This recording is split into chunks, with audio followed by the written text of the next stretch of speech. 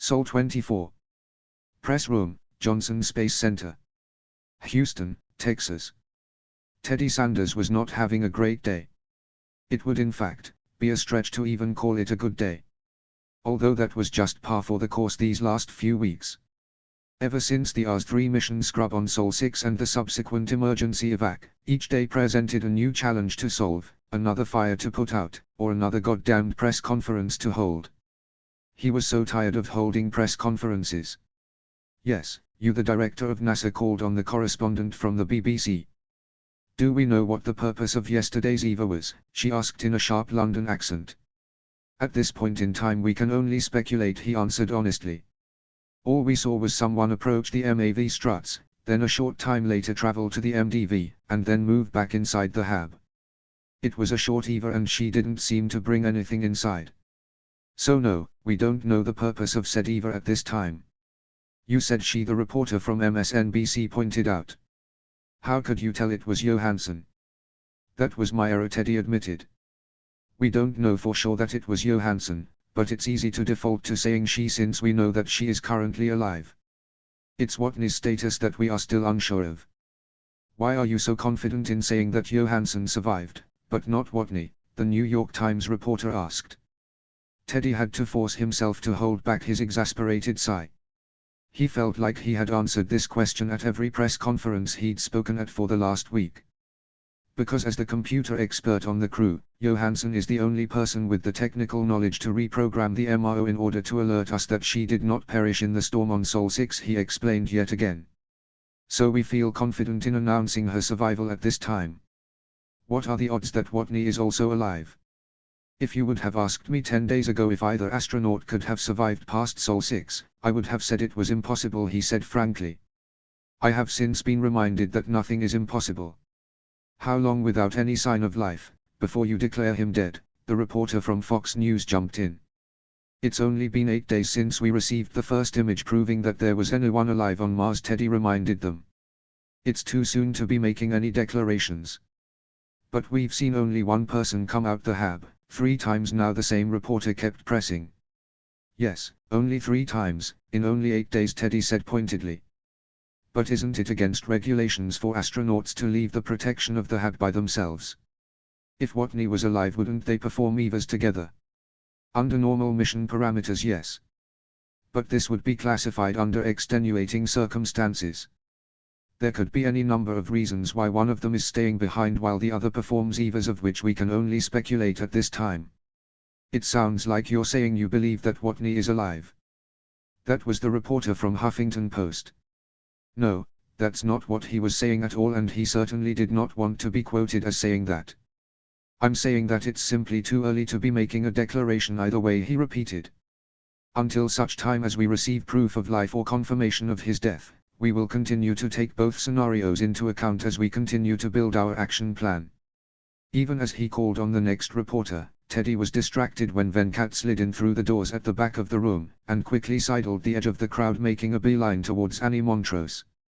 He answered another question even as he kept half of his attention on the hushed conversation between his 2 directors on the side of the room.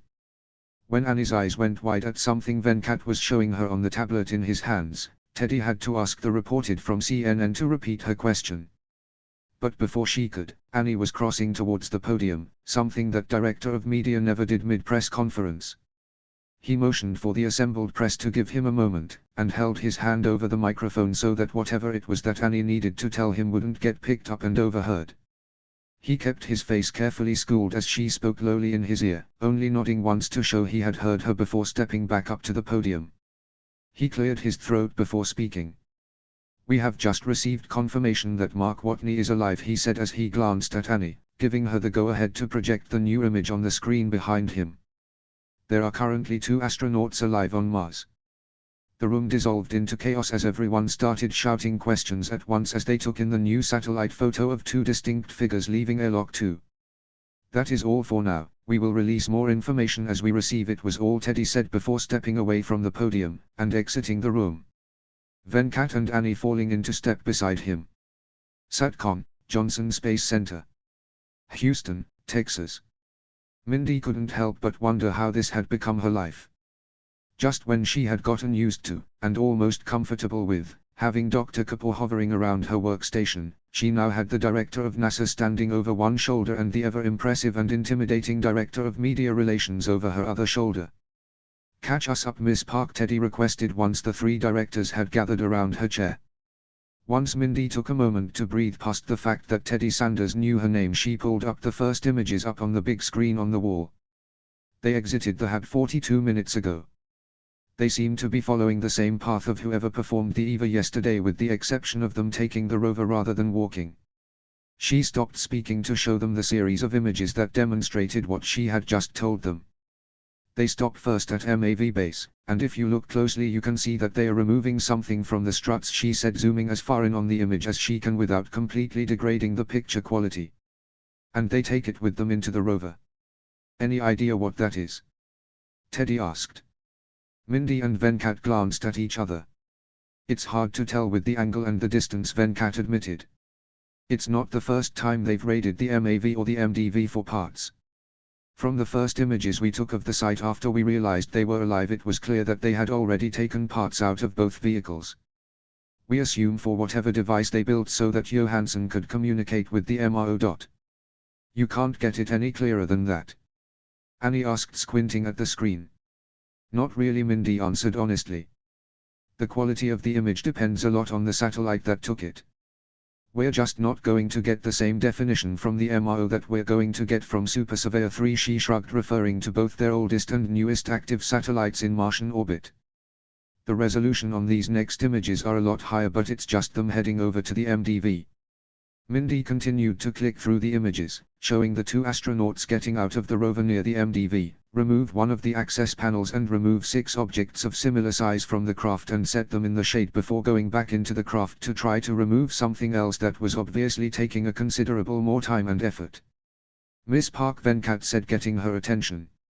Forward this image to Brucing at JPL please, he requested, already pulling out his cell phone and moving to the back of the room. The others continued to scrutinize the imagery while Venkat called Pasadena. There was a whole series of images of both astronauts half inside the toppled MDV, until they finally emerged, apparently getting what they were after. This is the last image that we received 12 minutes ago, Mindy announced as they all took in the picture of the two astronauts frozen in what appeared to be a celebratory fist bump. And we're not going to get our next image for another 5 minutes. Why so long? Annie asked. Because every 41 hours there is a 17-minute gap in the satellite images. The orbits just happen to work out that way, Mindy explained. And unfortunately that gap is happening right now. Unacceptable. I want you to get that gap down to 4 minutes, Teddy said decisively. I'm giving you complete control over satellite trajectories and orbital adjustments. Make it happen. Yes sir, Mindy said, having no idea on how to make that happen. Bruce said he thinks those are the 6 hydrazine tanks, Venkat announced, rejoining the group after hanging up the phone. What could they possibly be doing with hydrazine? Teddy questioned. They might have just removed them so they could get to whatever Watney has under his arm, Mindy proposed, when no one else offered up a suggestion as to why they would even go near the caustic and dangerous rocket fuel. It looks like it took some effort to get to. They might not have wanted to risk puncturing the hydrazine tanks. How do you know that's Watney? Annie asked. From the aerial view and in their bulky EVA suits they looked exactly the same to her. Look at their shadows, she said, pointing to the screen. He's a lot taller than her, so his shadow is longer. Excellent observation, Miss Park, Teddy praised. Thank you, sir. It was a tense 5 minutes while they waited for the next batch of images to come through. When Mindy opened up the first image she couldn't help but sink down in her chair. Even though she had only just now been given the authority over satellite dynamics, she could help but feel retroactively responsible. The rover was parked in front of airlock 3 and neither astronaut was in sight. They had clearly missed something very important. What the fuck did they do with the hydrazine? Annie asked, saying what they were all thinking. Did they put it back in the MDV or did they take it with them? If they did bring it with them, Teddy asked Venkat, what use could they possibly have with 6 canisters of unspent hydrazine? Venkat was clearly at a loss. I don't know. Get the team on it to figure it out, Teddy ordered. And Annie, we're going to need a new statement to release before the 6 o'clock news. Do not mention the hydrazine. Obviously, Teddy, Annie said sarcastically, already furiously typing away on her phone. This isn't my first rodeo. And then as quickly as they swept in, the three directors were gone. Once again leaving Mindy wondering how this had become her life. Mission day. Sol 24. Time 12:46. Log entry Johansson #005. Pressure 12.44 psi. Oxygen 20.73%. Temperature 20.10 C. Environment HAB portable. The video flicked to life as the recording began, only two feminine socked feet propped up on the edge of a table and a wide expanse of white hat wall in the picture. Then the image spun wildly for a moment as the camera was turned. It only took a moment for the autofocus to do its job as Johansson's face came into frame. Johansson, here she began, tucking a lock of hair behind her ear with the hand not holding the camera out in front of her. It's been about a week since we last checked in and we've been busy little astronauts since then. Today is a big day as we're going to be making water and hopefully not blowing ourselves up. But before we get to that, I figured I'd catch you up on what we've already done while Watney finishes setting things up for today. The picture spun again as Beth climbed to her feet and flipped the camera so it was seeing what she was seeing as she walked into what once was the Habs kitchen and main gathering space. As you can see, we've done some redecorating, she narrated from behind the lens. You know, I'm from California, so we're really into indoor/outdoor living spaces. We're all about bringing the inside in. Her hand came into view briefly as she pushed aside the improvised plastic tarping so she could step into their makeshift farm, revealing Mark, who was sitting on a stool dissecting a flashlight. Say hello, Watney. Hello, Watney, Mark said, looking up at the camera with a shit-eating grin. Oh ha ha, Beth said dryly. Welcome to Ground Zero for Operation Tater Triumph.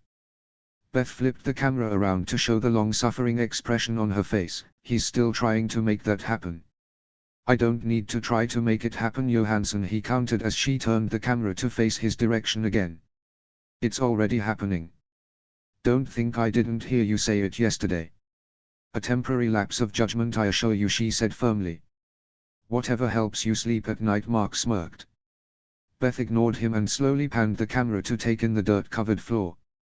They'd discussed the plan in their last log but hadn't shown it in action.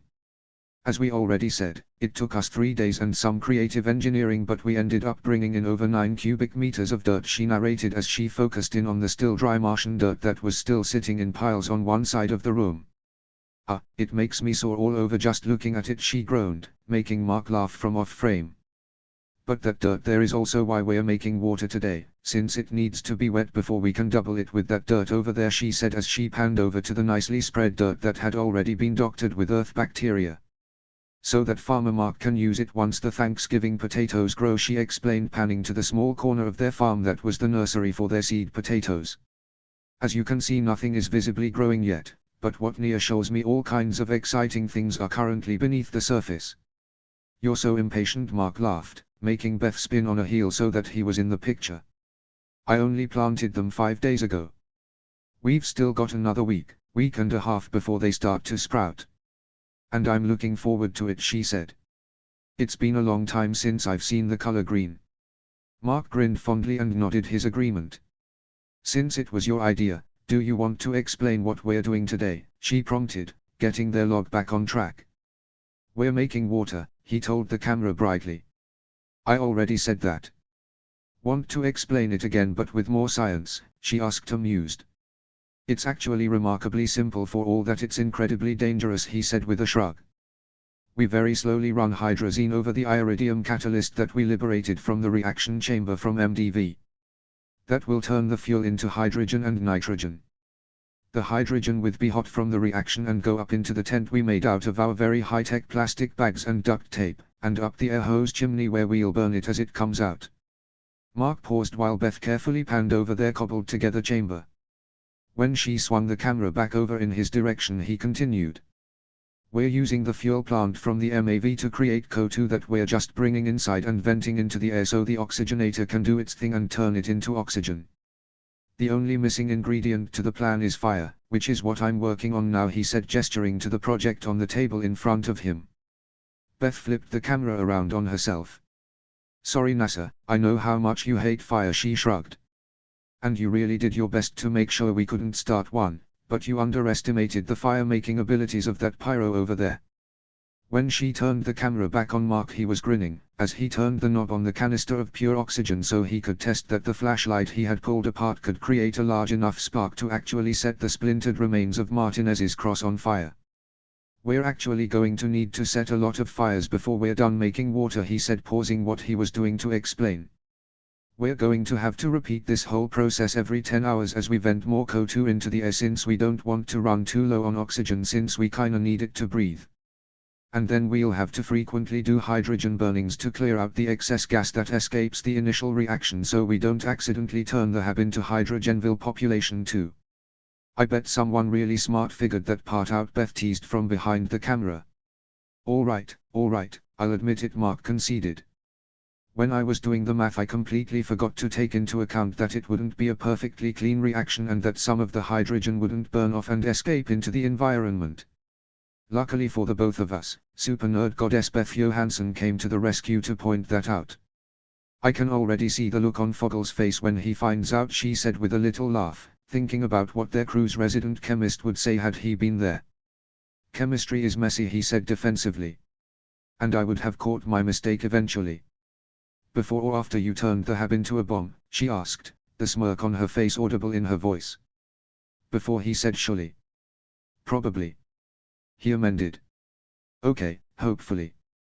Beth laughed while Mark rolled his eyes good-naturedly. Anyways, let me test this real quick so we can get this show on the road. Mark went to ignite the spark, not realizing how long he'd been talking with the oxygen venting. Hey Watney, do you think that maybe you should? Beth never got to finish telling him that maybe he should let the pure oxygen that was pooling in the air around him dissipate for a moment, since he was already sparking the flashlight, and said oxygen quickly ignited into a small fireball that went off in his face. The oxygen quickly burned itself off, leaving Mark red-faced and looking rather shocked. Holy shit.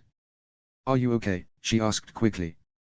Mark turned his wide surprised eyes in Beth's direction. Do I still have eyebrows? Beth was still cackling as she cut the feed and the recording stopped. Mission day. Sol 24. Time 14:13. Log entry Johansson #006. Pressure 12.46 psi. Oxygen 20.81%. Temperature 20.19 C. Environment HAB portable. The video flickered back to life with Mark and Beth sitting side by side, the image shaking for a moment as Beth set the camera down on the table in front of them so she didn't have to hold it while they talked. Mark was now wearing his Eva Suit Song helmet, so his slightly pink face, like he'd been out in the sun too long, and crispy tips of his hair and eyebrows were on full display. Welcome back to Mythbusters, Mars Edition, Beth said directly to camera. She pulled the Jesus figure out of her pocket and lifted it so it was in frame. You've heard the story of my little friend JC here turning water to wine, but can you turn rocket fuel into water? That's what we're going to find out. The surprised laugh that bubbled from Mark's chest showed that he had no idea she was going to say that. Mythbusters. Really? He asked, still chuckling. Come on, tell me you didn't grow up on that show, she countered with a grin. Of course I did, he confirmed without a second thought. But usually the goal on Mythbusters was so get something non-explosive to blow up. Instead we're trying to get something extremely explosive to not blow up today.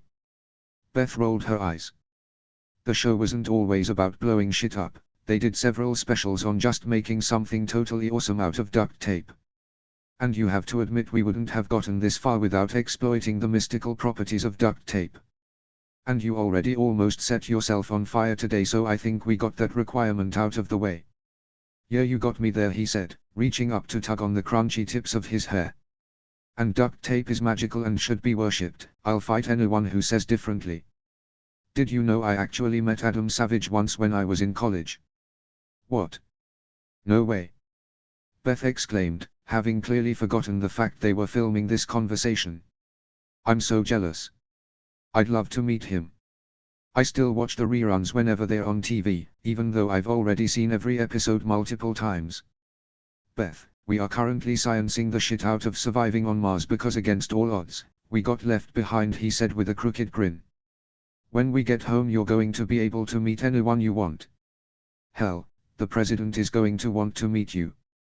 Who cares about meeting the president, she scoffed. I didn't even vote for him. I want to meet a Mythbuster. Mark laughed so hard he had to wipe a tear from the corner of his eye. Sometimes I wonder what happened to shy little Johansson, who barely said a word to anyone. She left all the fucks she had to give back on Hermes, which is currently headed back to Earth without her, she smirked with a careless shrug. Mark practically doubled over in laughter.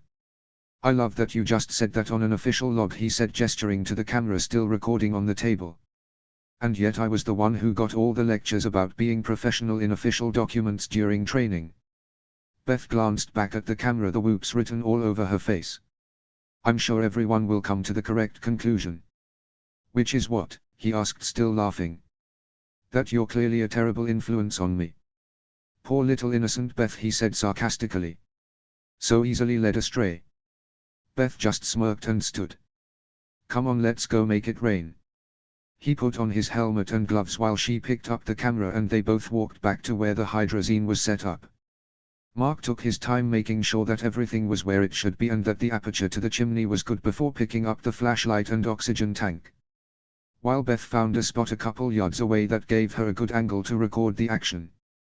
Are you sure you don't want to go wait out in the rover while I do this? Mark asked, giving Beth one last chance to get out of the hab before he ignited the hydrazine.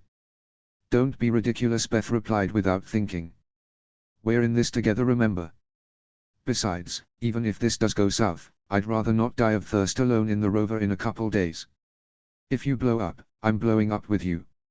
You just want to make sure they name the memorial crater after you too, he joked, making light of their very serious situation.